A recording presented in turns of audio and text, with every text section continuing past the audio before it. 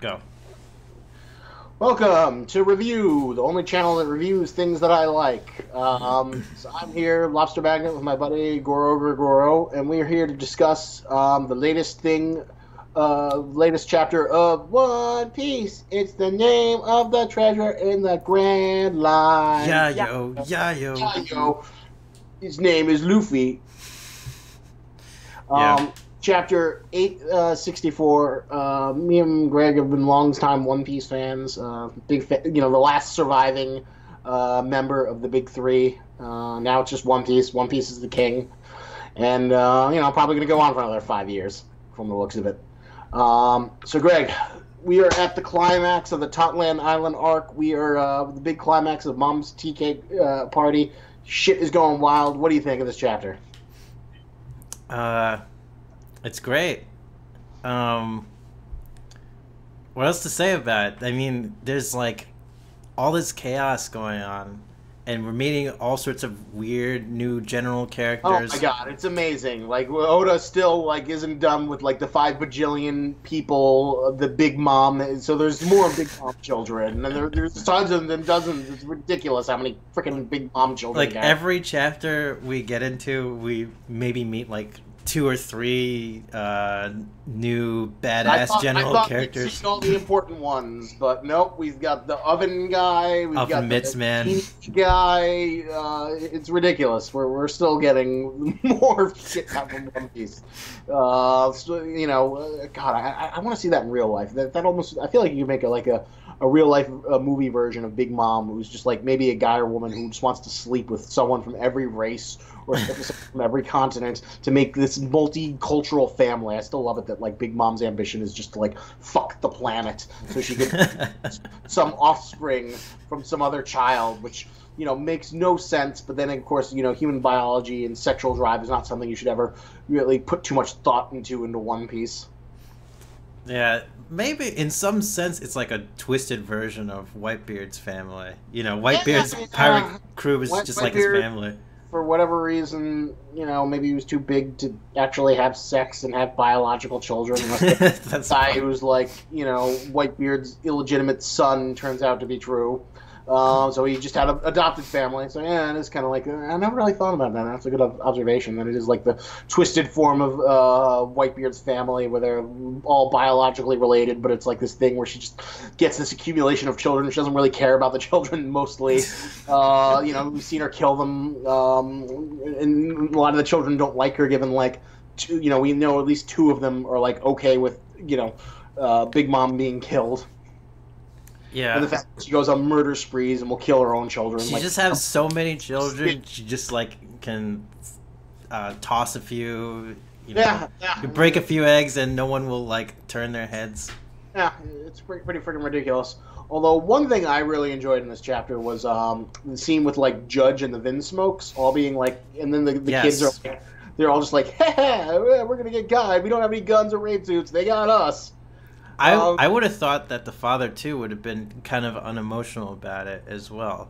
Well, I liked it. I thought that was like a really big moment where he's just like, "No, everything I've worked for. What the hell?" And Reiju's like, "Oh, you took away their emotion." I'm surprised he started like bawling like a baby. Unemotional. Well, I think it's supposed to be like the ultimate humiliation because he's like this big scientist. He's the super tough guy. He's like the biggest guy in the room. Maybe if they smacked him around a little bit, then he could start like crying about it. But I feel like what Oda's building up to is that there's going to be like some sort of reveal where like he somewhat redeems himself by like saving Sanji and saying, "I'm sorry for everything I've done with you. Your kindness is actually what makes you strong." I'm a little disappointed in one regard though, because like I didn't want the Vinsmokes to win, and they'll probably get saved. But like I wanted to see what they were capable of. I wanted to see like what Sanji's siblings, were, if they were actually badass, if they were actually capable. Like they shouldn't be able to beat Big Mom's forces, but I'd like to see them hold their own for like a few minutes. I want to see their technology. I want to see the raid suits. I want to see if their superhuman exoskeletons, whatever the fuck that's supposed to mean, actually makes them better. Yeah, I imagine we're gonna see that though. They're gonna be freed and they're gonna get their gear. It's not looking like it. They pretty much like, game over, man. We don't have any raid suits, and I always got the implication that they're kind of bullies and that they only can win fights that they know that they can win when they have their technology or something. And that I was really hoping that we get that moment where Sanji just beats the crap out of them. But then Oda kind of swerved and made Big Mom the big villain of the arc, because I always thought it was going to be the Vinsmokes. Yeah, I thought it was going to be too. And it's interesting, though. Pudding tries to shoot Sanji to keep up. There's been a lot of controversy in the One Piece community about, Sanji's turn, Pudding's heel turn from she goes from good and then she's a villain and then she's good. By the way, your bird. Yeah, kind of. Why is your bird in your room? Because sometimes I like to get because it's One Piece and it's about pirates. And it makes me feel piratey. Okay. That's what Luffy's missing. He needs a pirate. Maybe that'll be after Jinbei. That'll be his next crew member, a pirate. It's gonna be a Quaker parrot. Oh, that green Quaker parrot. But also to discuss something, though, one thing I'm really happy about is on the first page, we finally got the return of a cover story. We're going to learn about what all the, One Piece, Luffy Straw Hat Armada is up to. Oh, yeah. It didn't look that exciting. It's just a picture of a boat. It's a picture of Cavendish's boat, and he's doing something. So, I like those much better than I like, just art submissions from random children in Tokyo. I guess. I mean, but right now it's just a picture of a boat. Hey, but that's Cavendish's boat. We're gonna learn what Cavendish is doing. Yeah, what Cavendish is doing, I guess. But Luffy's extra goon squad crew is you're not a fan of them. Got him too. Is fucking they're not interesting except Bartholomew, maybe. I thought Cavendish was okay. I didn't love him, but I feel like he was one of the better ones, better than I mean, sure, when he had the dark side kind of personality part of him, that was sort of interesting. You'd like to see more of that, more of his. He's got a legendary sword. He's a good swordsman. He's one of the more traditional pretty boy designs we've ever seen Oda do, since he really doesn't usually do those that often. Yeah, I guess so. Oh. He gets a heroic moment where he defends Rebecca in the ring. Not that anyone gives a shit about Rebecca. Oh, fuck the Riku royal family. That was such a waste of time. But none of this thing. I'm still really enjoying this arc. I love Totland. I think it's the best arc we've gotten since Wow. Yeah, it's the best arc. I'm going to go on a limb. I think it's the best arc of the New World. I agree. This is probably the best one so far. But there is some controversy. Some people hate the fact that, Oda's going back on making Pudding a villain, because originally he's oh, she's nice. Oh, maybe Sanji can actually get laid and, have a wife and whatnot. That's, pretty, and they share an interest in cooking. That'd be nice. But then, we got the big reveal. She's a villain. Mm-hmm. And some people just kind of would have liked Oda to keep that, as opposed to she's gonna get a redemption. I think what's gonna happen now is that because Sanji said she was beautiful with the third eye. She tried to shoot Sanji right afterwards again in this chapter. I think there's gonna be some sort of lever to some drawbridge or some shit. There's gonna be some sort of obstacle that is gonna impede the Straw Hats from getting out of the tea party, and then Pudding's gonna help them let them go because Sanji said she was beautiful. I'm calling it now. 10 chapters from now, when they're getting out. I think that'd be super freaking lame. That'd be super duper lame if that happens. I think Pudding what?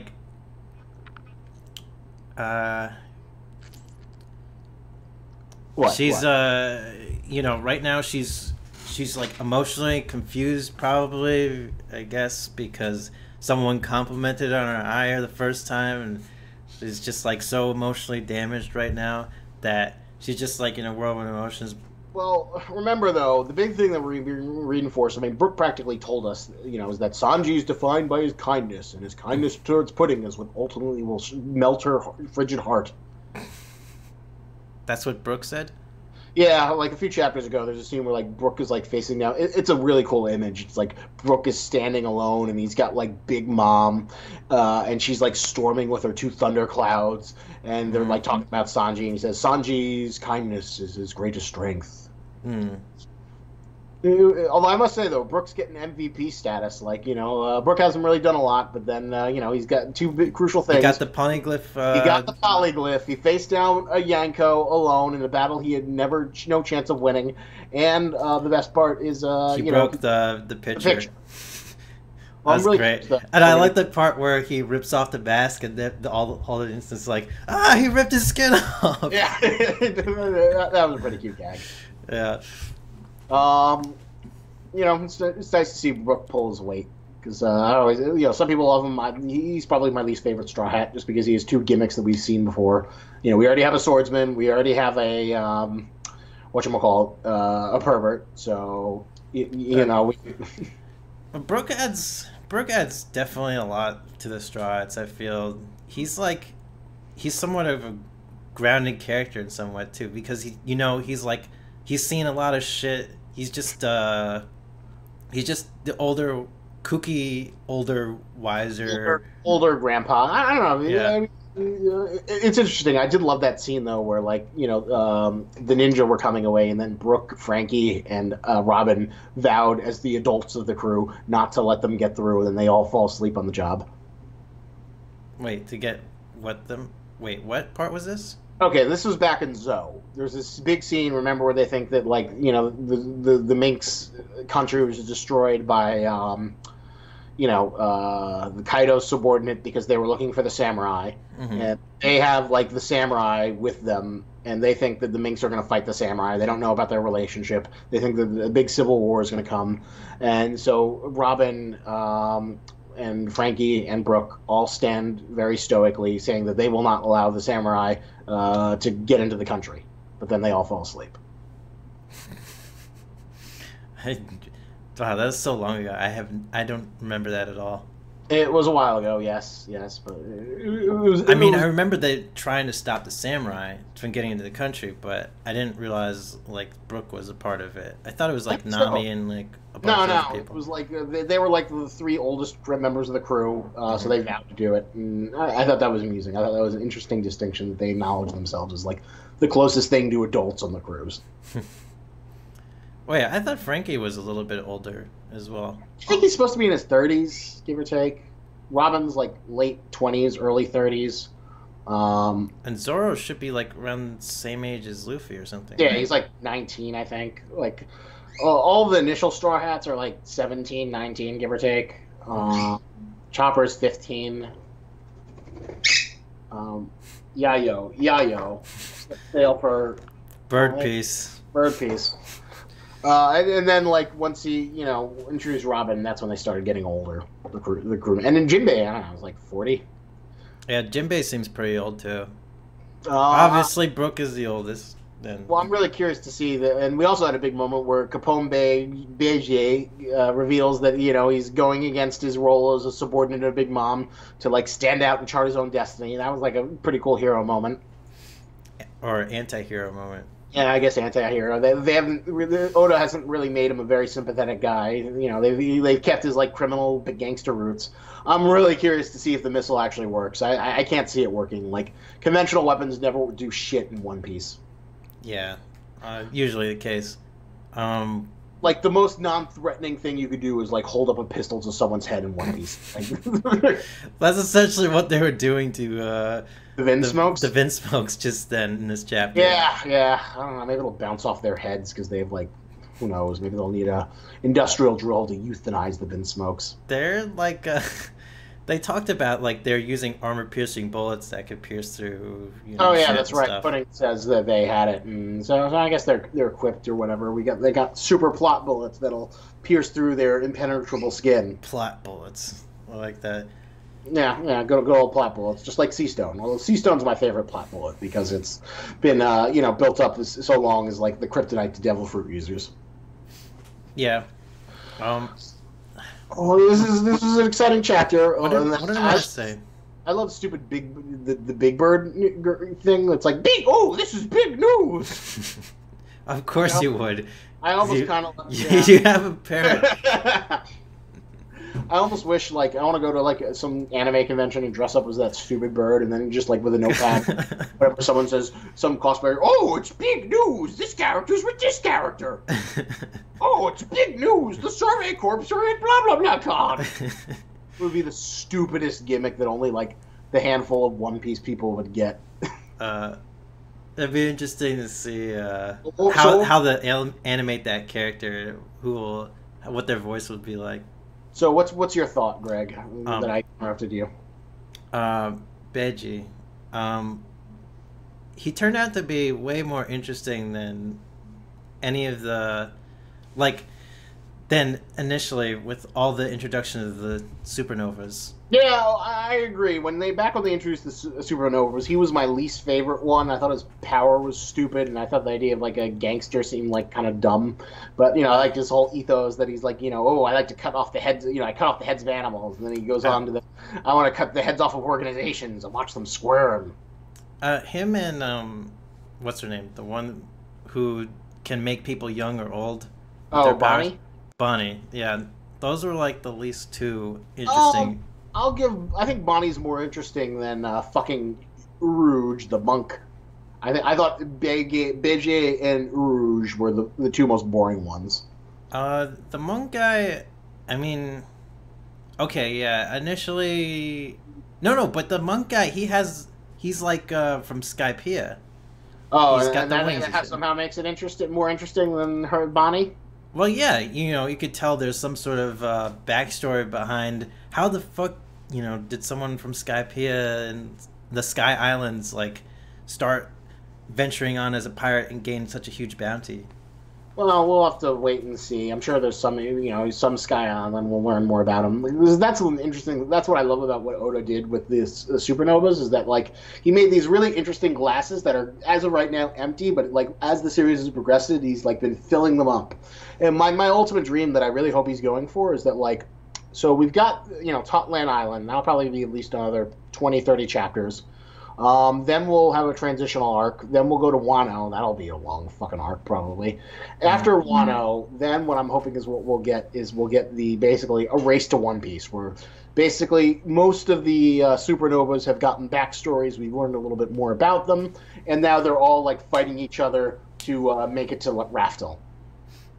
They all have the polyglyphs through some underhanded means, and they're all, like, racing to get there, and who gets there first. I'm hoping, like, other supernovas get the same treatment as Beje is getting right now. Like, I want to see more towards, like, I want to see more interesting story behind, like, some of the lesser supernovas. Well, Oda's done a lot of, like, really compact storytelling. You won't remember this, but in Law's backstory, we got a little bit of You know Drake X, the former Marine, who's now, like, Kaido's subordinate, the guy who can transform into a dinosaur? I remember that, yeah. So, Captain, come back. Oh, okay. So, during that arc, during Dressrosa, during Law's flashback, there's like a younger version of Drake there, and we learn how he goes to the Marines. That he's, like, originally with these pirates, and then the Marines found him, and then he joins them. So Drake was a ex-Marine? Yeah. So the Marines found him?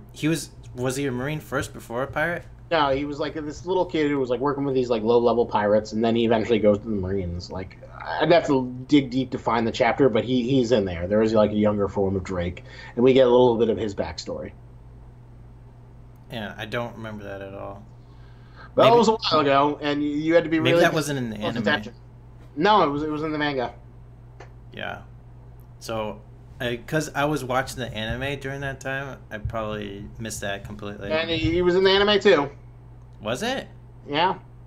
I don't remember that at all from the anime. It was during... God damn it, Greg. You know what I'm going to do for you? We're going to do something we've never done before. Drake in Law's flashback. Yeah, Doflamingo kills father of X-Drake. Doflamingo kills X-Drake's father? Yeah. That's something I didn't remember. either. Here, you can watch the clip after the our little discussion. I'll send it to you via our Skype thing. But yes, that's how Oda's been giving little bits and hints of these supernovas backstory and building their myth, even when you didn't know he was doing it. Wow. So that'd be interesting. I'm surprised X Drake wasn't then a bigger part of the Dressrosa arc. I think we're going to see a lot of him in Wano because whatchamacallit, right now he's Kaido's subordinate, so we're going to get a lot of him in Wano, and we're also going to learn more about Scratchman Apu, the voodoo guy, Hawkins, Basil Hawkins, and we'll also get a lot more of Eustace Kid. Eustace Kid is kind of like something we've been waiting for a while. Yeah. I feel like they always implied he'd like a bounty higher than Luffy's, so we're always kind of like waiting to see him like strut his stuff.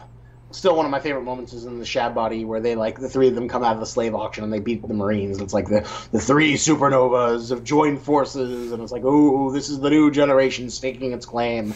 I love that moment. It's curious, like, how did these guys get such huge bounties when Luffy was just like tearing up? He was just like taking out Shibukai left and right and accumulating his bounties like that. How do these guys get their bounties at all? I don't think Oda has the bandwidth to give us those stories.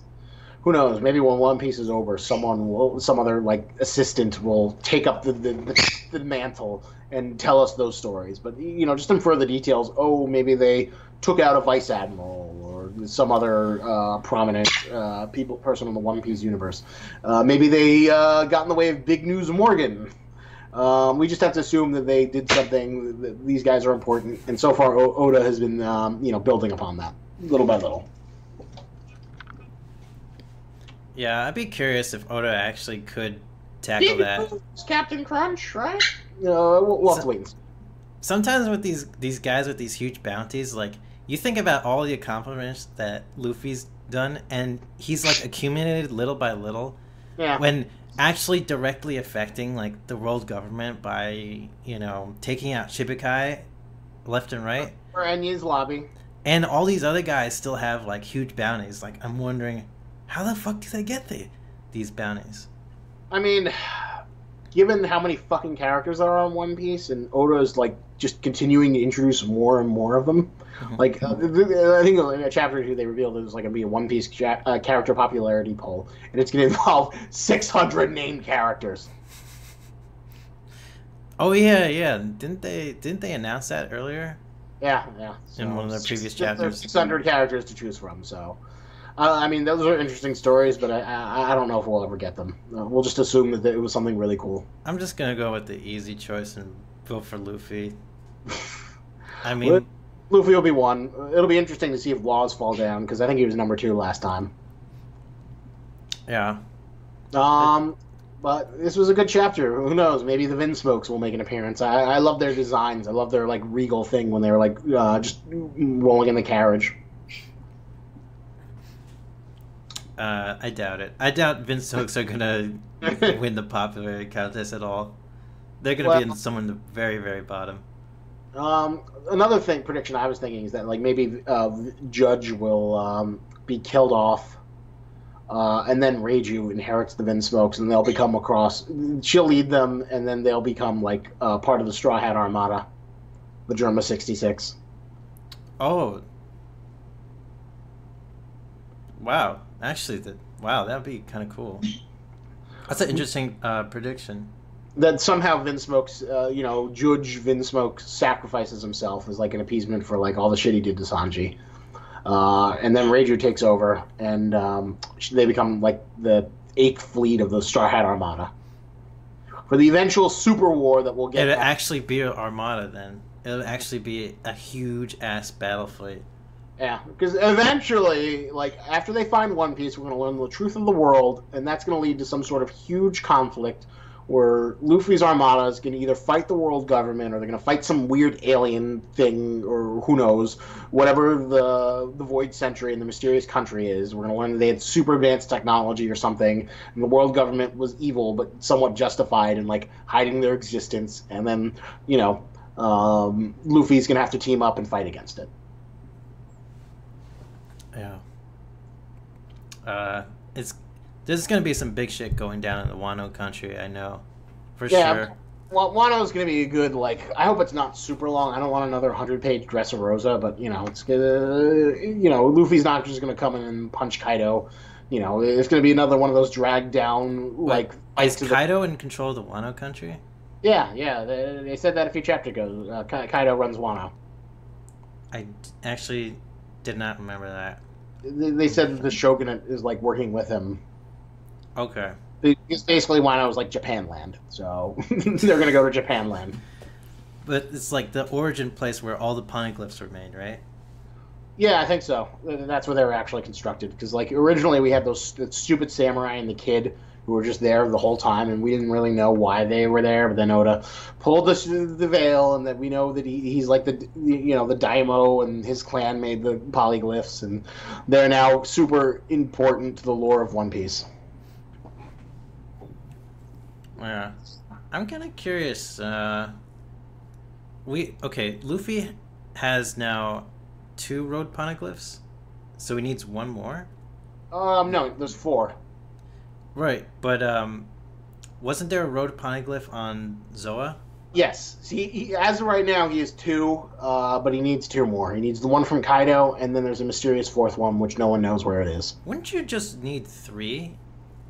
To find the coordinates of Raftel, because then you can sort of pinpoint based on just those 3. Like, why do you need exactly 4? I'm sure there's some sort of bullshit explanation that, like, the Grand Line, the chemicals affect the log poses, and they won't be able to find it. Blah blah blah, astronomical terms, Jesus powers, whatever. There'll be some bullshit explanation. Hey, Captain. Are you my So they need absolutely all 4? I could have sworn they said you just need 3. They need 4. I'm pretty sure they need 4. 4 poly. Maybe there's like a Z-axis thing that they have to... Oh, wait. What about... They're all supposed to intersect with each other, right? Yeah. Why can't they just use 2 then? Because then, unless it's like somewhere in the Z-axis, it's too wide of a space or something, and they need all 4 locations to triangulate where Raftel is.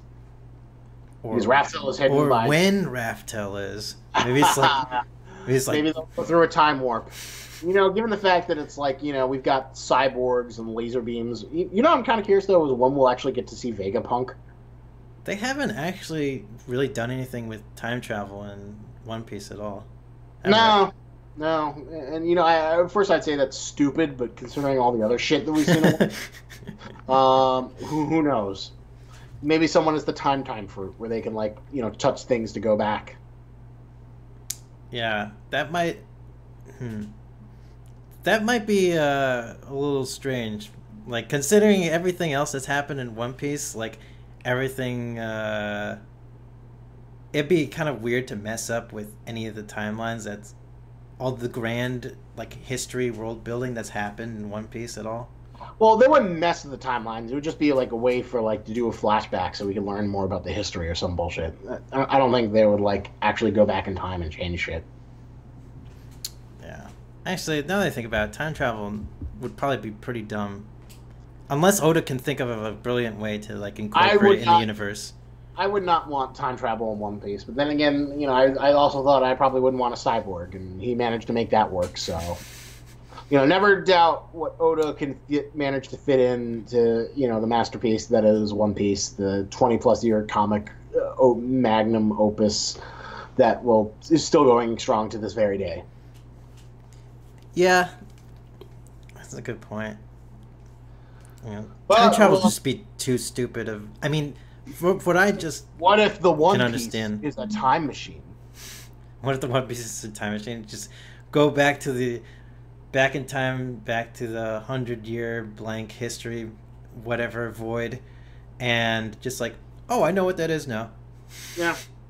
Well, I'm looking forward to it. I mean, we got a long way to go before we get like that kind of payoff. But we're getting some pretty good stuff with this Big Mom. But although, if you wanted to bet, if you're a betting man, do you think Big Mom will be dead, or do you think she'll just be like critically wounded? She's gonna be critically wounded. Nobody really truly dies in One Piece. Yeah, yeah, that's true. And I guess except for people in flashbacks can die. yeah. There's that one. There's that one time when what's her name? The harpy lady from Oh yeah, Punk Island. Well, Punk Hazard. Punk Hazard, right? Punk Hazard. She blew herself up, or like her heart was stabbed through, or something. I think she died actually. She might be dead. Well, you never know. Oda might find some stupid excuse to bring her back. Like he brought back that Birdman from Arabasta. Yeah, shouldn't bring back the Birdman from Arabasta. I don't remember how he died, but it happened so long ago. He was supposed to sacrifice himself by lobbing this huge bomb that Crocodile had as like a big fuck you in case everything didn't work out. And then he blew up the. He flew it up into the sky, right? And he was supposed to be dead, but that didn't kill him. And even like the scene where the taboo, the celestial dragons are introduced, and they they feature them, blowing up slaves' necks. That doesn't kill them, and there's like a few panels later where you see this. Oh, he's just fine. He's not really dead. Yeah, I think he could take a little bit more risks than that. I mean, he kills fucking Ace. But that's also the DNA of One Piece. One Piece is ultimately a lighthearted series, even when it has like darker moments and emotional moments. Like, it's not bloodthirsty. We're not coming. This isn't Berserk, where we, expect the pirates to rape and kill people. One Piece is ultimately a very happy-go series that's very cheerful. Yeah, it is ultimate boys' adventure story. He still went ahead and killed Ace, though. That was like a big. Oh, I love that. I love that so much. And I was hoping like that was gonna like start to maybe change the tone a little bit in One Piece. Like, oh, maybe there's like there's gonna be some higher stakes with the characters. Like they're gonna like there's gonna be mortality and stuff like that. Nah, nothing too severe. Just remember, One Piece is the ultimate boys' adventure story. And I do think there's some scars from Ace that we'll eventually see when Luffy fights Blackbeard, but generally it's a happy-go-lucky series. It is kind of happy-go-lucky. At the same time, though, I'm wondering if, like, maybe in the future they'll like bring it back to like, okay, because Ace died, there's actually some stakes involved. Like there's the higher stakes involved.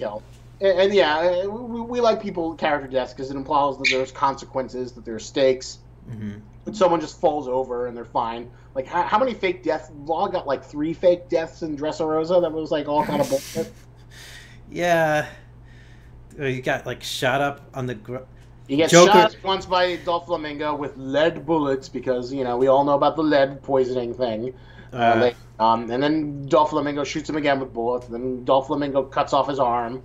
We had like three fake out chapter deaths, which were lame because we knew that like Law sells far too much merchandise to die. Yeah. I mean, don't get me wrong. I would love it if that guy got his ass handed to him so many levels, so many times.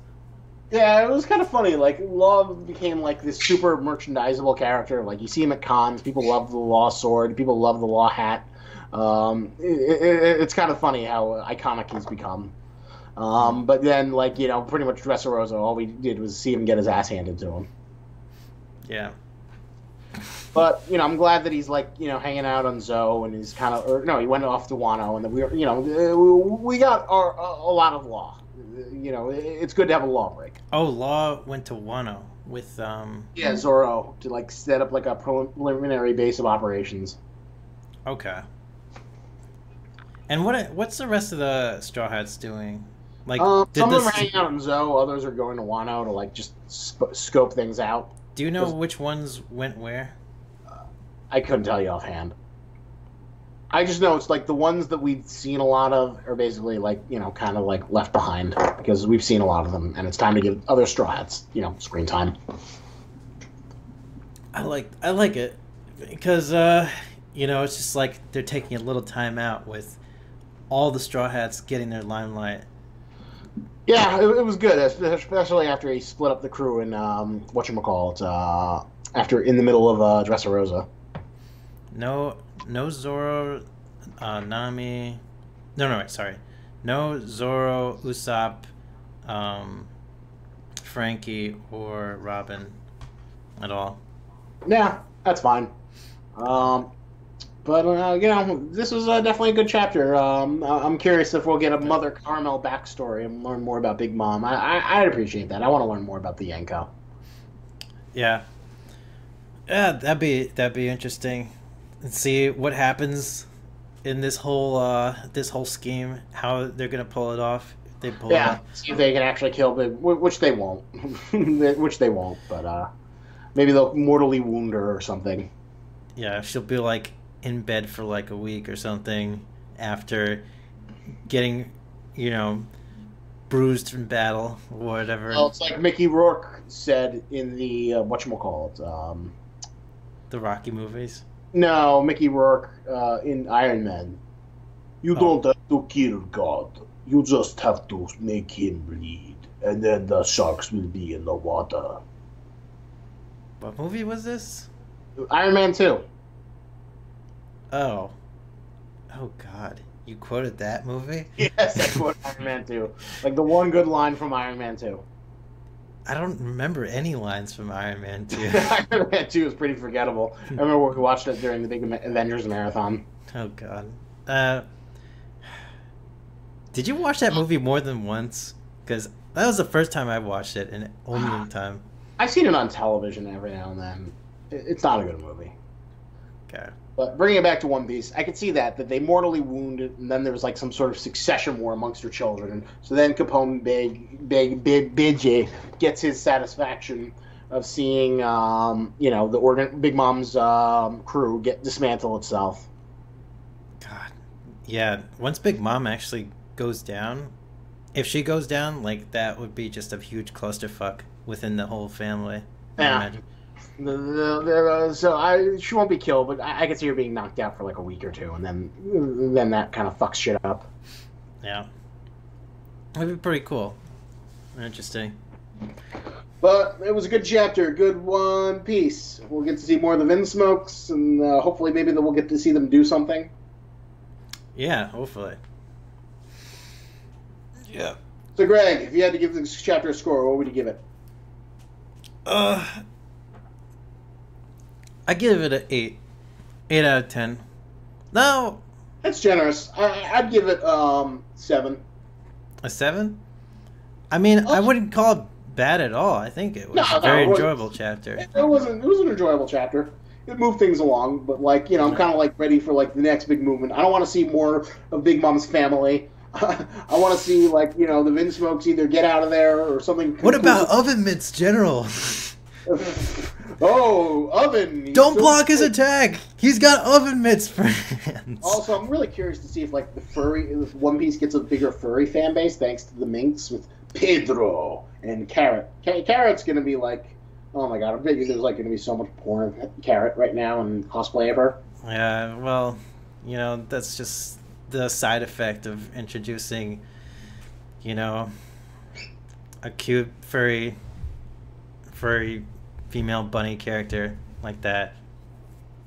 Yeah. There's going to be a lot of that. There's going to be a lot of that. Yeah. Oda's going to have a whole new revenue stream of furry One Piece characters. Yeah. It's going to be a little strange, but oh well.